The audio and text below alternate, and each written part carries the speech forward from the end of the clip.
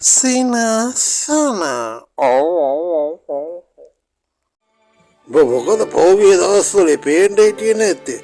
මං කියන්නේ සීයේ අලුත් ජොබ් එකක් හොයාගෙන.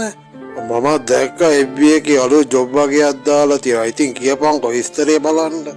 මං ජොබ් එකක් හොයාගෙන යනකොට පයිප් ළඟ මහත නෝනක් කෙනෙක් පිට අතුල්ල කණ්ඩ බැරුව දඟලනවා. හිට මීට ඇඹරිනවා. මට කිව්වා පිට අතුල්ල දෙන්න සබන් කාලා කියලා. මම හොඳට සබන් කියවා. මහත්තයාට වැඩිය අතුලන වැඩේ හොඳට කරා කියලා මට කණ්ඩ බොණ්ඩක් දුන්නා. අපෝ මාර ජොබ්නේ දැන් තියෙන්නේ. ඒක තමයි සීයටත් හොයලා දෙන්නවා.